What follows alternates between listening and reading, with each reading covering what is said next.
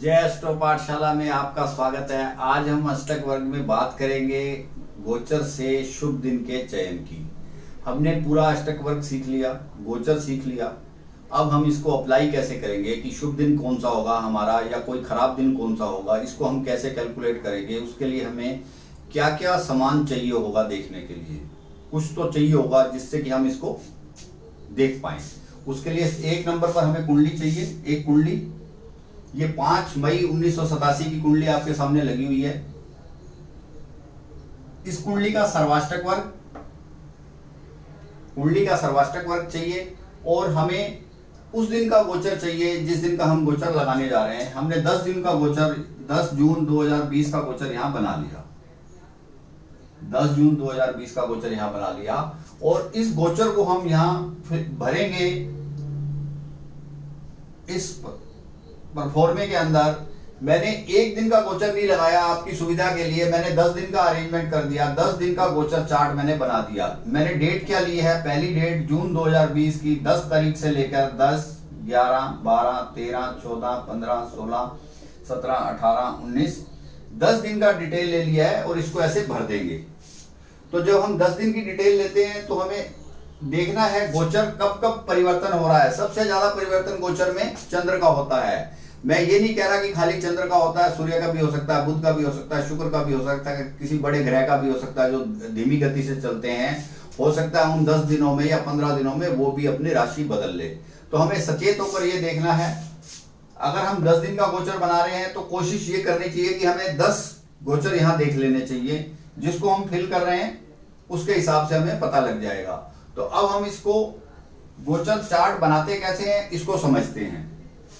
ये हमारी लगन कुंडली है, यहां से सर्वाष्टक बना। ये सूर्य के बिंदु हैं, ये चंद्र के बिंदु हैं, ये मंगल के बिंदु हैं, ये बुध के बिंदु हैं, गुरु के, शुक्र के, शनि के, और ये इनका टोटल है। अब हम 10 जून के लिए क्या करेंगे।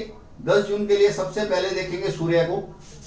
सूर्य हमारा वृष राशि में चल रहा है, गोचर में भी वृष राशि में है। तो इसलिए हमें सूर्य के लिए 5 बिंदु भरने होंगे। तो हमारे पास एक आसान तरीका ऐसे है कि इसको ऐसे भर लें तो बहुत आसानी से समझ आ जाएगा। सूर्य 14 तारीख तक वृष राशि में चलेगा। सूर्य 14 तारीख तक वृष राशि में चलेगा। तो इसका मतलब यह है 10 तारीख को भी उसने 5 बिंदु दिए, 11 को भी, 12 को भी, 13 को भी, 14 को भी। तो उसने 5 दिन तक 5 बिंदु दिए। 15 तारीख को उसने राशि बदली, यहां पर आया तो हमने उसकी राशि बदल दी। यहां से उसके 3 बिंदु थे तो हमने यहां उसके 3 बिंदु कर दिए। 16 को 3, 17 को 3, 18 को 3, 19 को 3। इस प्रकार हमने सूर्य का चक्र पूरा कर लिया। अब हम बात करते हैं तीव्रगामी चंद्र ग्रह की। चंद्र 10 जून को मकर राशि में था। मकर राशि में जाकर देखेंगे चंद्र के सामने कितने बिंदु दिए। चंद्र ने दिए 7 बिंदु।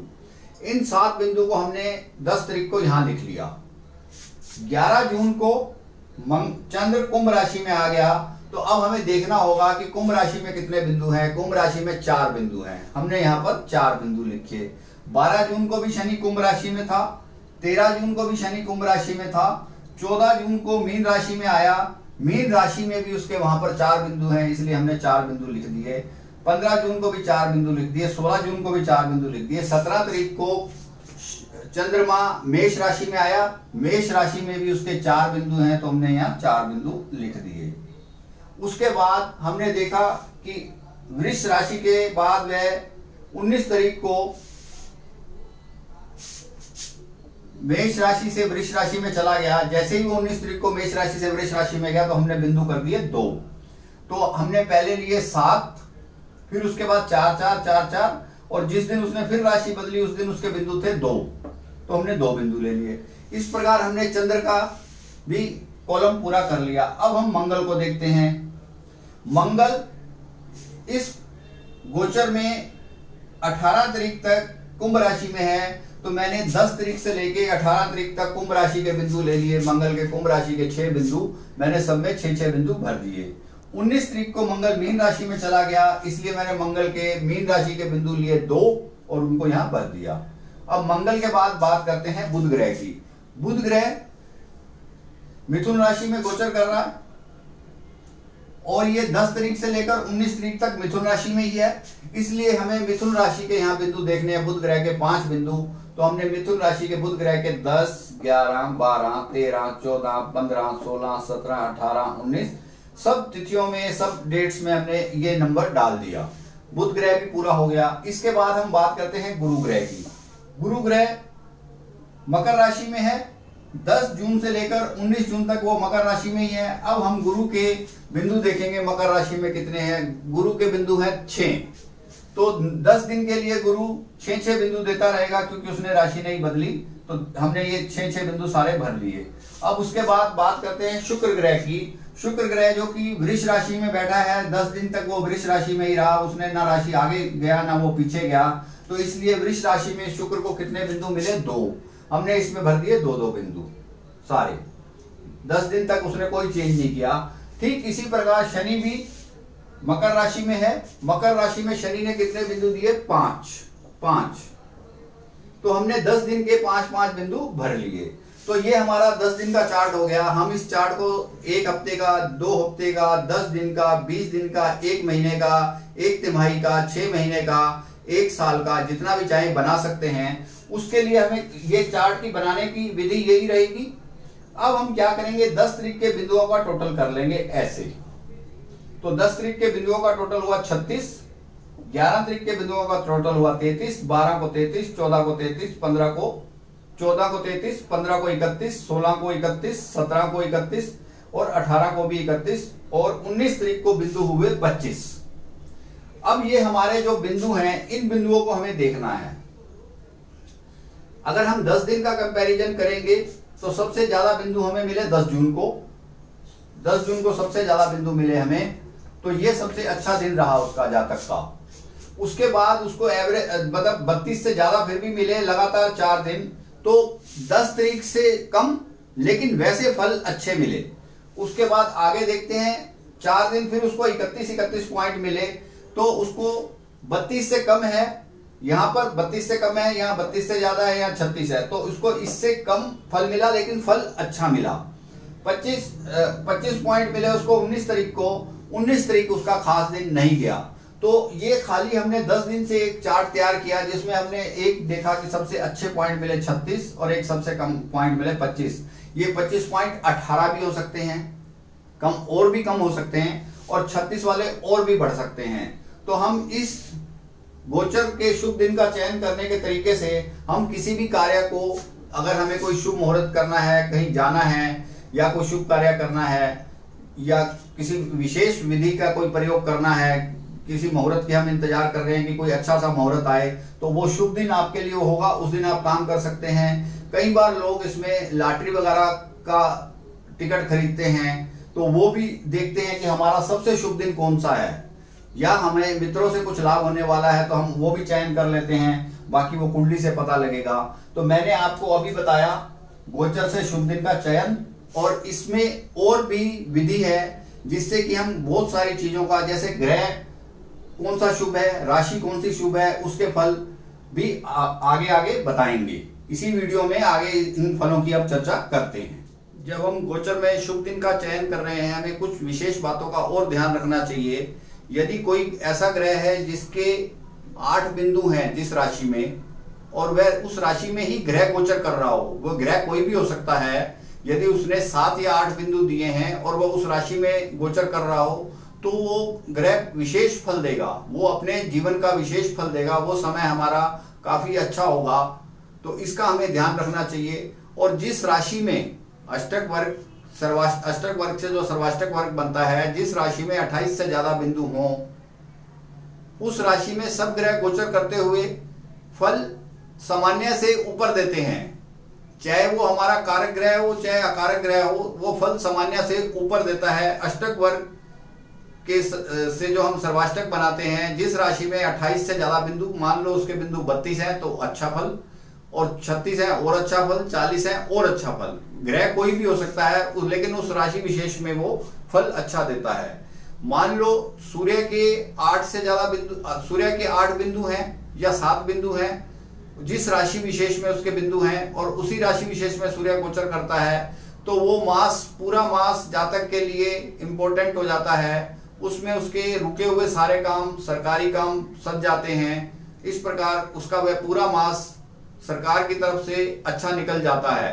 तो हमें यह विशेष ध्यान रख लेना चाहिए, जब हम गोचर का दिन का चयन कर रहे हैं उसके साथ साथ हम मास का भी चयन कर सकते हैं।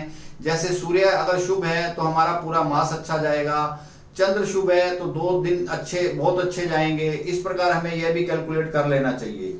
और उसके बाद यदि मंगल को अच्छे बिंदु मिले हुए हैं और वो उसी राशि से गोचर करे, जिस राशि में मंगल को 7 या 8 बिंदु मिले हुए हैं, मंगल उसी राशि से गोचर करे, तो हमारे जमीन जायदाद के काम बनते हैं।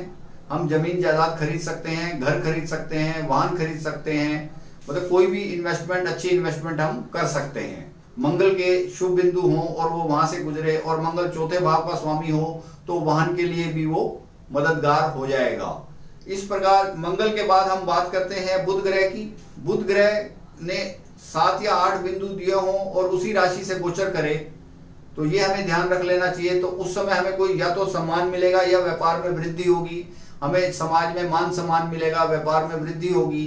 ठीक इसी प्रकार यदि गुरु ग्रह ने 7 या 8 बिंदु दिए हों जिस राशि में, और उसी राशि में वो गोचर कर रहा हो, तो जातक को संतान का शुभ समाचार मिल सकता है। जातक के यहाँ संतान पैदा भी हो सकती है या संतान की कोई खुशी का समाचार उसको मिल सकता है।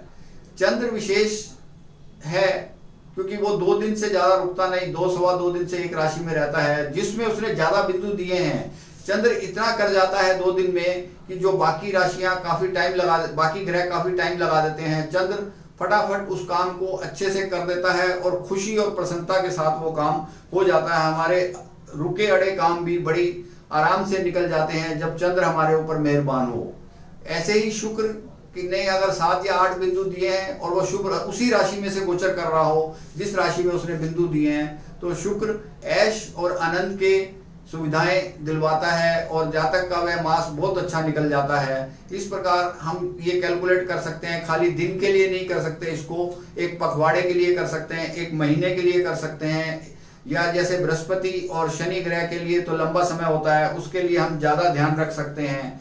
यदि शनि इसमें से गुजरेगा जिसमें उसने 7 या 8 बिंदु दिए हैं, तो सुख समृद्धि देकर जाएगा उस मास में, और शनि तो काफी टाइम रहेगा, अपनी कक्षा के हिसाब से भी फल देगा और अपने गोचर के हिसाब से भी फल देगा। और कुंडली में यदि कोई योग कारक ग्रह है, जो भी योग कारक ग्रह है हमारी कुंडली में, उसने भी 7 या 8 बिंदु दिए हैं जिस राशि में, वह उस राशि में से गोचर करता है, तो हमें विशेष ध्यान रखना चाहिए। उससे रिलेटेड उसके जो कारकत्व हैं और उसके जो भाव का स्वामी है, उन सब का फल हमें उस समय मिलता है। ये हमें विशेष ध्यान रख लेना चाहिए। तो इससे गोचर जो हम बनाएंगे, गोचर में शुभ दिन निकालेंगे, उसमें हमने अगर जितनी ज्यादा मेहनत करते जाएंगे उतना फल हमारा बढ़ता जाएगा, उतनी एक्यूरेसी आती जाएगी, उतनी कंसंट्रेशन हमारी बनती जाएगी। लेकिन ये थोड़ा मेहनत वाला काम है, लेकिन है इंटरेस्टिंग। जब आपको रिजल्ट मिलने शुरू हो जाएंगे तो ये इंटरेस्टिंग भी लगने लगता है और मजा भी आता है। तो यदि आप कुंडलियों पर लगाते हैं तो आप मेरे साथ साझा भी कर सकते हैं, कि जिससे मुझे भी पता लगे कि आपने कितना उसमें इन्वॉल्वमेंट ली और कितना उस कार्य को करके देखा और उसके रिजल्ट आपको कितने अच्छे मिले। यदि हम लॉटरी का या किसी विशेष वीआईपी मीटिंग का, जैसे सरकारी मीटिंग होती है, कोई किसी हमें मंत्री से मिलना है या कोई बड़ा निवेश करना है, उस काम के लिए हम इन तिथियों को, इन महीनों को, इन वर्षों को संभाल कर रख सकते हैं, नोट कर रख सकते हैं। जो हमारा इन्वेस्टमेंट विशेष होगा उस महीने में करेंगे तो हमारी इन्वेस्टमेंट बढ़ जाएगी। यदि हमने कोई लॉटरी वगैरह के लिए टिकट खरीदा है तो हो सकता है हमें लॉटरी लग जाए, या कोई वीआईपी जो हमारी मीटिंग्स होती हैं उनको हमें टाइम लेना है, उस हिसाब से टाइम लेंगे। या हमारे कोई अच्छे कार्य जो हमने सोचे हुए हैं करने हैं, यात्रा पे जाना है, धार्मिक यात्रा पे जाना है, उन सब चीजों की कैलकुलेशन कर हम रख सकते हैं। बस इसमें विशेष ध्यान हमें एक और रखना है कि जिस राशि में 0 बिंदु हो और वहां से ग्रह कोई गुजरे, या राशि वहां से जब कोई ग्रह गुजरेगा तो उस समय कोई भी घटना अनहोनी हो सकती है, एक्सीडेंट हो सकता है। इस प्रकार की घटनाओं का विशेष हमें ध्यान रखना चाहिए। यदि हमारा किसी ग्रह ने 0 बिंदु दिया हुआ है तो उस मास विशेष में हमें ध्यान रख लेना चाहिए। और अगर हम जैसे दिनों की कैलकुलेशन कर रहे थे अभी थोड़ी देर पहले, और दिनों में कैलकुलेशन आप करके बना सकते हो चार्ट, तो आप उस दिन विशेष को भी ध्यान में रखकर अपना समय निकाल सकते हो कि हम इसको कैसे आगे एक्यूरेट करें। तो यह वीडियो अगर आपको अच्छा लगा हो तो इसे आप शेयर कीजिए, लाइक कीजिए और मेरे चैनल को भी सब्सक्राइब कीजिए, जिससे कि मेरा आने वाला वीडियो आपको सीधा मिलता रहे।